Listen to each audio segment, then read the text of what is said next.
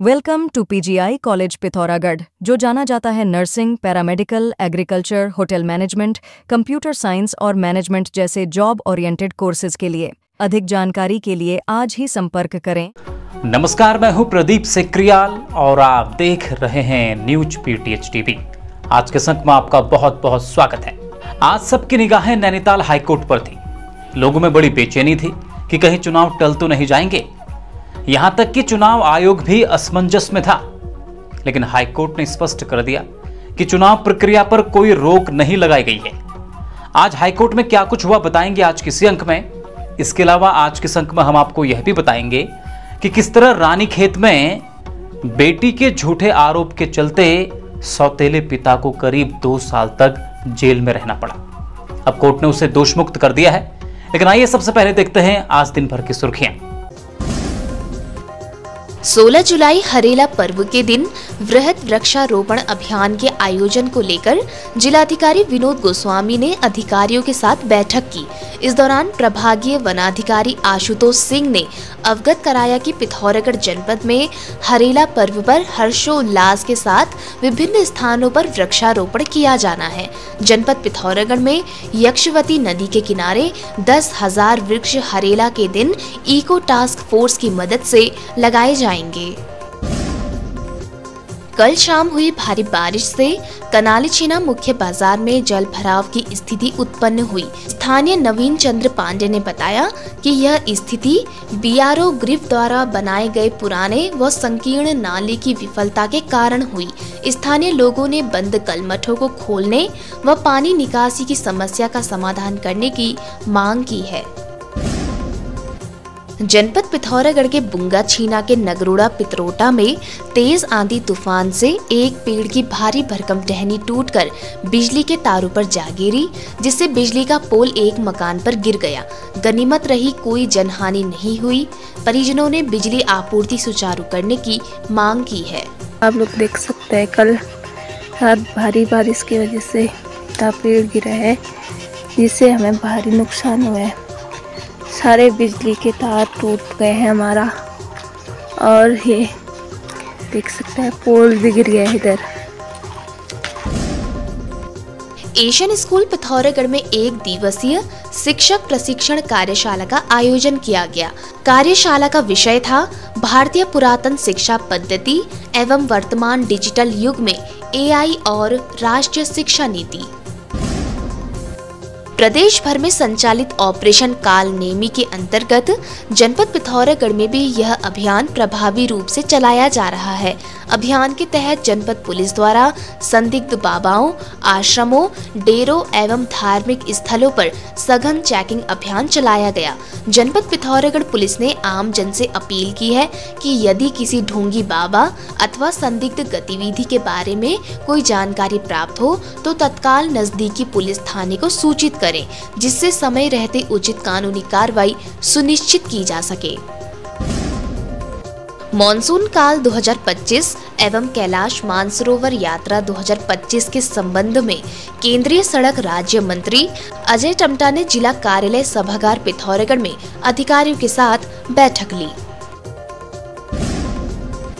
दिल्ली में youth power association द्वारा आयोजित कार्यक्रम यूपीआरएस में उत्तराखंड के युवा पर्वतारोही एवरेस्ट विजेता मनीष कसनियाल व पर्वतारोही दीपिका टोलिया को उत्तराखंड रत्न सम्मान से सम्मानित किया गया। पिथौरागढ़ में पुलिस ने होटल चेकिंग में सख्त रुख अपनाया है। सीसीटीवी, बार लाइसेंस व दस्तावेजों की कड़ाई से जांच की जा रही है। पुलिस ने कहा, होटल में रुकने से पहले पहचान और रजिस्टर में सही एंट्री होना जरूरी है। कहा, संदिग्ध मामलों में सूचना तुरंत पुलिस को दें। अब आपकी सेवा में पुनेठा स्पोर्ट्स का एक और नया ब्रांच खुल चुका है, आपके शहर पिथौरागढ़ के सिमलगैर में भी। लक्सर में शातिर अपराधी हिस्ट्री शीटर पागल का भेष बनाए घूम रहा था, जिसे पुलिस ने दबोचा है। पूछताछ में पता चला है कि आरोपी उत्तर प्रदेश का हिस्ट्री शीटर है। उसके खिलाफ संबंधित धारा में मुकदमा पंजीकृत करते हुए न्यायालय के समक्ष पेश करते हुए जेल भेजा गया है। मसूरी के बिलारू क्षेत्र में राष्ट्रीय राजमार्ग किनारे खोली गई शराब की दुकान ने स्थानीय जनता, विशेष रूप से महिलाओं में आक्रोश भड़का दिया है।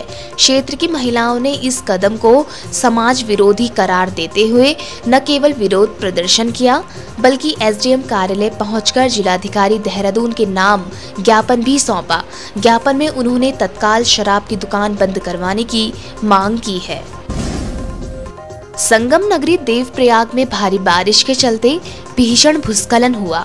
संगम क्षेत्र से सटे पौड़ी बाह बाजार में पहाड़ी दरकने से भारी मात्रा में मलबा सड़क पर आ गया, जिसकी चपेट में आने से 2 लोग घायल हो गए। वहीं पहाड़ी से बड़े बड़े बोल्डर गिरने से एक गौशाला, एक मकान और 2 वाहनों को नुकसान पहुंचा है। नैनीताल हाईकोर्ट में हुई सुनवाई के बाद राज्य निर्वाचन आयोग ने त्रिस्तरीय पंचायत चुनाव प्रक्रिया को जारी अधिसूचना के अनुसार ही करने का निर्णय लिया है। इसके तहत आज दोपहर 2 बजे से शाम 6 बजे तक चुनाव चिन्ह आवंटित किया गया। बचे हुए चुनाव चिन्ह आवंटन का कार्य 15 जुलाई को सुबह 8 बजे से कार्य समाप्ति तक चलेगा। दरअसल आज नैनीताल हाईकोर्ट में हुई सुनवाई के दौरान नैनीताल हाईकोर्ट ने इस बात को कहा कि हाईकोर्ट ने त्रिस्तरीय पंचायत चुनाव की चुनावी प्रक्रिया पर रोक नहीं लगाई है, बल्कि 6 जुलाई को जारी निर्वाचन आयोग के आदेश पर रोक लगाई है। ऐसे में राज्य निर्वाचन आयोग पंचायत चुनाव के लिए जारी अधिसूचना के तहत कार्यवाही को आगे बढ़ा सकता है। आपको बता दें कि बीती 11 जुलाई को मुख्य न्यायाधीश की अध्यक्षता वाली खंडपीठ ने चुनाव आयोग द्वारा 6 जुलाई को जिला निर्वाचन अधिकारियों को जारी सर्कुलर पर रोक लगा दी थी।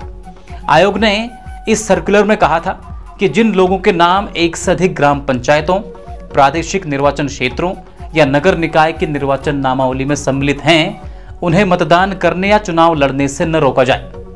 जबकि उत्तराखंड पंचायती राज अधिनियम की धारा 9 के उपनियम 6 व 7 में उल्लेख है कि जिन मतदाताओं के नाम एक से अधिक मतदाता सूची में हैं, तो वो मतदान करने या चुनाव लड़ने के योग्य नहीं होंगे। इस आधार पर हाईकोर्ट ने राज्य चुनाव आयोग के सर्कुलर पर रोक लगा दी थी। बहरहाल आज सबकी निगाहें हाईकोर्ट पर थी और हाईकोर्ट ने स्पष्ट कर दिया कि उन्होंने चुनाव प्रक्रिया पर रोक नहीं लगाई है, बल्कि 6 जुलाई को जारी निर्वाचन आयोग के आदेश पर रोक लगाई है। उसके बाद राज्य निर्वाचन आयोग ने चुनाव प्रक्रिया को जारी अधिसूचना के अनुसार ही करने का निर्णय लिया है। रानीखेत में एक बेटी ने अपने सौतेले पिता पर दुष्कर्म का झूठा आरोप लगाकर जेल की सलाखों के पीछे पहुंचा दिया। इतना ही नहीं, पिता 1 साल 11 महीने 2 दिन तक जेल में बंद रहा। अब जिला सत्र न्यायालय ने सौतेली बेटी के साथ दुष्कर्म के मामले में पिता पर लगे आरोप झूठे पाए जाने पर उसे दोषमुक्त कर दिया है। साथ ही इस मामले में जेल से रिहाई के आदेश भी दे दिए हैं। मीडिया रिपोर्ट्स के अनुसार बीती 25 अगस्त 2023 को 17 साल की एक लड़की ने रानीखेत कोतवाली में एक तहरीर दी थी, जिसमें उसने अपने सौतेले पिता पर उसके साथ 2 बार शारीरिक संबंध बनाने, मारपीट करने और धमकी देने के आरोप लगाए थे। जिसके बाद पुलिस ने बेटी की तहरीर पर कार्यवाही कर मामला दर्ज किया। इसके बाद 7 अगस्त 2023 को पिता को पुलिस ने गिरफ्तार कर पॉक्सो एक्ट समेत अन्य धाराओं में जेल भेज दिया। जबकि आरोपी बनाए गए सौतेले पिता का कहना था कि उसकी सौतेली बेटी अनजान लड़कों से फोन पर घंटों बात करती थी। इसके अलावा बाहरी लड़कों के साथ होटलों में रहती थी, जिस कारण उसने उसे डांटा, जिसका बदला लेने के लिए उसकी बेटी ने उस पर ही झूठे आरोप लगा दिए। सौतेला पिता रानीखेत क्षेत्र में किराए के मकान में रहता था और कारपेंटर का काम करता था। उसकी 2 शादियां थी, जिसकी दूसरी पत्नी के साथ 17 साल 6 महीने की बालिका है, जिसने पिता पर यौन उत्पीड़न करने और मारपीट व जान से मारने की धमकी के आरोप लगाए थे।